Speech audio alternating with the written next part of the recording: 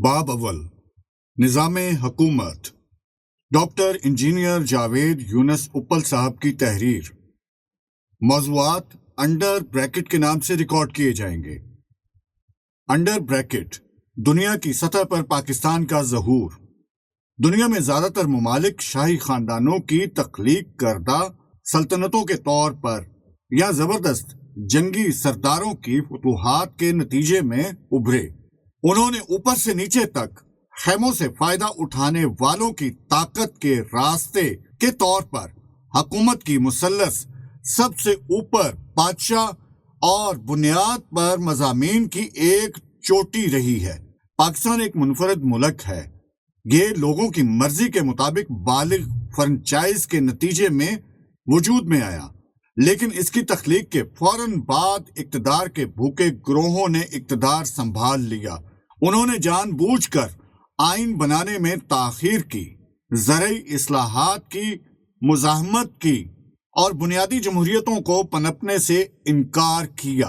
Under bracket دنیا کا چھٹا بڑا ملک خود پر گرفت کھو بیٹھا۔ پاکستان کو دنیا میں اسرائیل کے بعد سب سے زیادہ امداد اور ورلڈ بینک ایشیائی ترقیاتی بینک USAID، برطانیہ سے محکمہ برائے بین الاقوامی ترقی، جاپان انٹرنیشنل کریڈٹ ایجنسی وغیرہ ماسٹرز اس امداد سے لطف اندوز ہوئے۔ ترقی نہیں ہوئی، لیکن ایک ہی وقت میں ضمنی اثرات تھے۔ کرپشن پروان چڑھی، لوگ غربت کی راہ پر چل پڑے۔ حکومتیں اور پاکستان کے 220 ملین عوام آقا غلام کے رشتے میں چلے گئے۔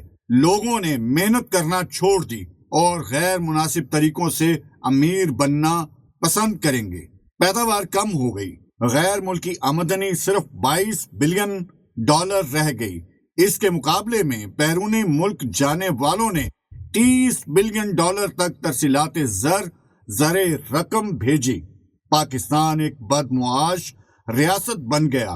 اس کے اوپر دہشت گردی پاکستان کے لیے ایک بدنما داغ تھا۔ امداد کاٹ دی گئی، IMF نے قرضہ بند کر دیا، سرمایہ دستیاب نہیں ہوا، کاروبار کرنے کی آسانی کریش کر گئی۔ اب ہمارے پاس قیمتوں میں اضافے کی صورت میں ایک بحران ہے۔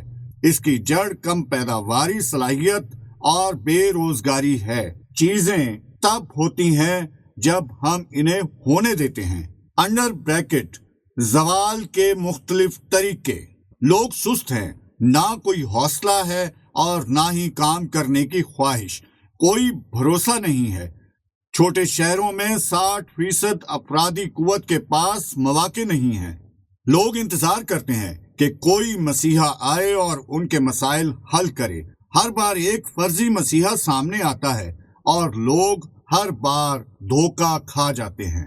یہ اس وقت تک جاری رہے گا جب تک کہ لوگ خود اجتماعی طور پر کام کرنے اور اپنے آپ سے کام کرنے کے چکر میں نہ آ جائیں۔ انڈر بریکٹ 2 راستوں سے لوگوں سے دولت چھین لی جاتی ہے۔ سمجھیں کہ دولت نچلی خطوط پر پیدا ہوتی ہے۔ یہ افرادی قوت کے ذریعہ تیار کی جاتی ہے۔ اسے ان لوگوں کے ذریعے تیار کیا جاتا ہے جو خود غریب ہیں اور اس عمل میں رہتے ہیں۔ دولت کو اونچے درجے کے لوگ چوستے ہیں جو اس عمل میں امیر سے امیر تر ہوتے جاتے ہیں۔ ماضی میں فاتحین اور بادشاہ ٹیکسوں کے نام پر دولت کو چوستے تھے۔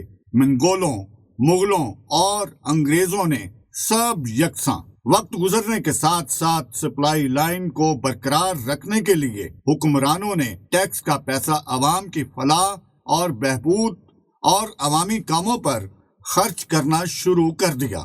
کنٹرول پھر بھی حکمرانوں کے پاس تھا۔ پیداوار، تجارت اور تجارت کی دنیا میں پروڈیوسر کو چیزیں بنانے کے لیے سرمایہ کی ضرورت ہوتی ہے۔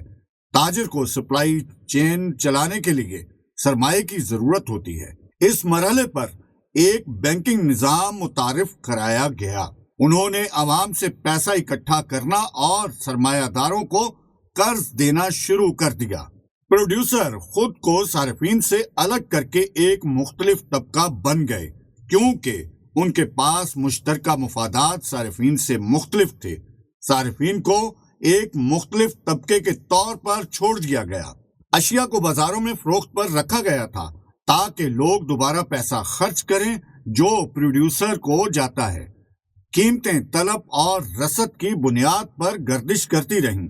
ذخیرہ اندوزی مصنوعی طور پر مانگ بڑھانے اور لوگوں کو لوٹنے کے رجحانات کو حکومتوں نے نام نہاد پرائس کنٹرول کے ذریعے روکا تھا۔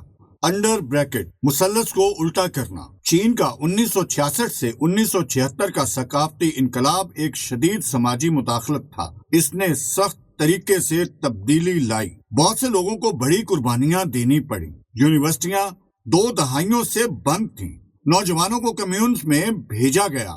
وہاں ٹرانسمیشن لائنیں بچھانے، آبپاشی کے ڈسٹریبیوٹروں کی کھدائی، کھیت سے منڈی، سڑکیں بنانے اور کسانوں کے لیے مکانات بنانے کا کام کرنے کے لیے پروڈکشن سیٹ ہو گئی۔ مینوفیکچرنگ اور معیشت چل پڑی ہے۔ بعد میں انقلاب کی ایک اور لہر آئی۔ یہ چوتھا صنعتی انقلاب تھا۔ یہاں شہری دیہی انضمام حقیقی معنوں میں ہوا۔ یہاں پروڈیوسر کنزیومر انضمام حقیقی معنوں میں ہوا۔ انڈر بریکٹ پچھلی 4 دہائیوں میں چینی ساختی تبدیلی۔ عوامی جمہوریہ چین 1960 کے انقلاب میں عوام کی خدمت کے لیے سختی سے آگے آیا، لیکن وہ مکمل طور پر حکومتی کنٹرول میں رہے۔ اس کے بعد گزشتہ 4 دہائیوں میں عالمی منڈی پر قبضہ کے ساتھ صنعتی اپ گریڈنگ ہوئی۔ گھر گھر کی صنعتیں دیہی علاقوں میں پھیلی ہوئی ہیں۔ اس نے شہری اور دیہی دونوں علاقوں میں مزدوروں کے معیار زندگی کو بہتر کیا۔ اس ترقیاتی حکمت عملی کے ساتھ محنت کش صنعتوں نے تیزی سے ترقی کی، جس کے نتیجے میں کام کے نئے مواقع پیدا ہوئے۔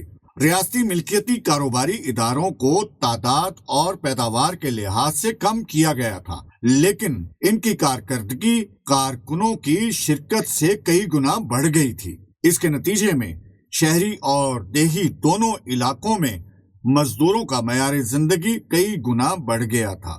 شہر میں چین کی فیکس آمدنی میں اضافہ اور دیہی گھرانوں کو نیچے دیے گئے جدول سے دیکھا جا سکتا ہے۔ انڈر بریکٹ یوتھ پرائیویٹرز کے ذریعہ امریکہ میں تبدیلی۔ امریکی منظر نامے میں تبدیلی مختلف طریقے سے ہوئی ہے۔ 1914 سے 1919 کی پہلی عالمی جنگ میں امریکہ سپر پاور نہیں تھا۔ دنیا بھر کے جنگ زدہ علاقوں سے لوگ امریکہ میں داخل ہوئے۔ جب دوسرے ممالک کو نشانہ بنایا گیا اور جب دوسرے ممالک ایک اور عالمی جنگ میں پڑنے پر مجبور ہوئے تو امریکہ نے انہیں دوبارہ تعمیر کر کے اور انہیں اسلحہ بیچ کر زبردست فائدہ اٹھایا۔ دوسری جنگ عظیم کے بعد امریکہ سپر پاور بن گیا۔ امریکی زمین کی تزئین کی تبدیلی نجی افراد کے ذریعہ آئی۔ ان میں سے بہت سے نوجوان فارغ التحصیل تھے، وہ اب شروع ہوتے ہیں۔ وہ کاروباری تھے، انہوں نے شہر بدل ڈالے۔ 1910 کی دہائی میں نیو یارک میں ہٹن شہری تجدید پر نوجوان رضاکار کاروباری۔ انڈر بریکٹ مشرق کی تبدیلی کا خالق علامہ اقبال۔ 1903 میں علامہ اقبال نے جو پہلی کتاب لکھی وہ علم الاقتصاد تھی۔ لوگ اسے معاشیات کی کتاب کے طور پر لیتے ہیں۔ در حقیقت یہ اس وقت لکھی گئی تھی جس میں بنگال کے مسلمانوں کو دنیا کے بدترین خشک سالی کے بعد دھکیل دیا گیا تھا۔ پنجاب میں بھی مسلمانوں کے لیے ملازمت کی صورتحال اور کاروبار کے امکانات بہت محدود تھے۔ کتاب میں پیغام یہ تھا کہ معاشی بدحالی کے خلاف لڑیں۔ 1905 میں اعلیٰ تعلیم کے لیے یورپ گئے اور 1908 میں واپس آئے۔ 1915 میں ان کی دوسری کتاب اسرار خودی اور 1918 میں ان کی رموز بے خودی منظر عام پر آئی۔ اسرار خودی مغربی دنیا کے لیے ایک سنسنی خیز فلم تھی۔ اس نے انفرادی انا کو اجتماعی انا میں تبدیل کرنے کا مطالبہ کیا، جس کے تحت لوگوں کو انفرادیت پسند ہونا چھوڑ دینا چاہیے اور اجتماعی طور پر ہر ایک کے بارے میں فکر کرنا شروع کر دینا چاہیے۔ پروفیسر نکلسن نے اسرار خودی کا انگریزی میں ترجمہ کیا اور اسے برطانیہ میں اعلیٰ سطحوں تک پہنچایا۔ اس پر ایک مقالہ رائل سوسائٹی آف لنڈن میں پڑھا گیا۔ اتفاق سے برطانیہ میں ان دنوں دو بڑی جماعتوں ٹوریز اور لیبر کے درمیان ایک تیسری پارٹی لبرلز وقفے سے برسر اقتدار آ رہی تھی، جس کے سماجی بہبود کی ریاست کے ایجنڈے کو اس سوچ نے تقویت دی تھی۔ علامہ اقبال کو ان کے اسرار کی وجہ سے سر کے خطاب سے نوازا گیا۔ خودی ہندوستان میں علامہ اقبال کا خودی کا پیغام یوں پھیلا: مسلمانوں پر برتری عام لوگوں نے نہ صرف برطانوی راج بلکہ ہندوؤں کے تسلط کی بیڑیاں توڑ دیں۔ Under bracket change maker of the مشرق مولانا رومی، مولانا جلال الدین رومی 1207 سے 1273 تک زندہ رہے۔ ان دنوں ترکی کو دوہرے دشمنوں مغرب سے صلیبی اور مشرق سے منگولوں کا سامنا تھا۔ مولانا رومی کی تبلیغ بظاہر محبت اور خوبصورتی کی نرم کہانیوں اور روحانی چکروں کی ان کی مثنویوں پر خود تعمیر، ہم آہنگی اور جیت کے گہرے اثرات ظالم اور مظلوم دونوں پر تھے۔ نتیجے کے طور پر 20 سال کے اندر 200 سال جاری رہنے والی صلیبی جنگیں اختتام کو پہنچیں، جس کا اختتام 1291 میں ایکرس کے مشہور امن معاہدے پر ہوا، جہاں یروشلم کو مسلمانوں، عیسائیوں اور یہودیوں کے لیے یکساں طور پر کھول دیا گیا۔ آنے والے سالوں میں منگول فاتح نسل نے رعایا کی نسل یعنی مسلمانوں کا مذہب قبول کیا۔ انسانی تاریخ میں ایسا کبھی نہیں ہوا۔ رومی کہتا ہے کہ اپنے اندر اعتماد پیدا کرو اور مضبوط یقین رکھو، کیونکہ ایمان پہاڑوں کو ہلاتا ہے۔ رومی اپنے ساتھیوں میں اعتماد پیدا کرنے کو کہتے ہیں، ایک دوسرے کے ساتھ کندھے سے کندھا ملا کر چلیں، جیسے حج میں کعبہ کے گرد طواف کیا جاتا ہے۔ رومی مغرب میں بہت مشہور ہے۔ وہ اس کی تعلیمات کو لیتے ہیں اور ان کا سیکولر زبان میں ترجمہ کرتے ہیں اور کامیابی کے راز بتاتے ہیں۔ نمبر 1، متحرک رہیں۔ نمبر 2، ڈاؤن ٹائم کی حفاظت کریں۔ نمبر 3، اپنی سوچ بدلیں۔ نمبر 4، تعلقات استوار کریں۔ نمبر 5، حال پر توجہ مرکوز کریں۔ نمبر 6، جان لیں کہ زندگی منصفانہ نہیں ہے۔ نمبر 7، لچکدار رہیں۔ نمبر 8، اس پر توجہ مرکوز کریں کہ آپ کیا تبدیل کر سکتے ہیں۔ نمبر 9، شکر گزار بنو۔ نمبر 10، جنگل میں لچک کی مشق کریں۔ نمبر 11، جذب کرنے کی صلاحیت کی مشق کریں۔ انڈر بریکٹ نئی امیدیں۔ ہم جانتے ہیں کہ اقوام متحدہ 1945 میں وجود میں آئی۔ اقوام متحدہ نے حکومتوں کی حمایت کی، لیکن حکومتیں آپس میں لڑیں اور اپنے لوگوں سے بھی۔ ان پر بھاری قرضے اور امداد کی بارش ہوئی، لیکن اس کے مضر اثرات تھے: بدعنوانی، جمہوریت مخالف رجحانات اور حکومتوں کی کم اندیشی۔ اقوام متحدہ کے قیام کے 50 سال بعد 1999 میں انہوں نے اس کے چارٹر پر نظر ثانی کی۔ انہوں نے حکومتوں کی بجائے براہ راست سول سوسائٹی کی حمایت کی۔ لوگوں کی حالت زار کو بدلنے کے وعدے کے ساتھ 17 پائیدار ترقی کے اہداف سامنے آئے ہیں۔ انڈر بریکٹ اب خود سے تبدیلی لائیں۔ نمبر 1، غربت ختم۔ نمبر 2، بھوک ختم۔ نمبر 3، اچھی صحت اور سلامتی۔ نمبر 4، بہترین تعلیم۔ نمبر 5، عورت اور مرد کی برابری۔ نمبر 6، صاف پانی اور صفائی۔ نمبر 7، صاف اور آسان پاور۔ نمبر 8، بہترین کام اور معاشی استحکام۔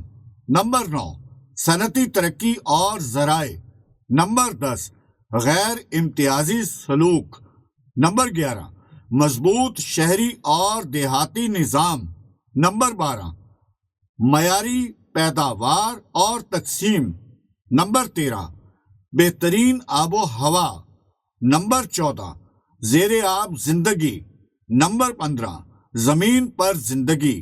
نمبر 16، امن و عدل اور مضبوط ادارے۔ نمبر 17، اہداف کے حصول کے لیے پارٹنرشپ۔ عوام کو اٹھنا ہوگا اور اپنے مسائل خود حل کرنا ہوں گے۔ نوجوانوں کو جیسے ہی شروع ہوتا ہے یونیورسٹی کے R&D بیک اپ کے ساتھ سماجی کاروباری افراد کے طور پر سامنے آنا ہوتا ہے۔ وہ اپنے لیے کام کر رہے ہوں گے، یقیناً زندگی کا ایک ذریعہ محفوظ کرنے کے لیے، لیکن وہ لوگوں کی ضرورت کو پورا کرنے پر توجہ دیں گے۔ وہ پیسے والے لوگوں کو ریلیف دینے کے لیے بھی کام کریں گے جن کا سرمایہ بصورت دیگر بلاک ہے۔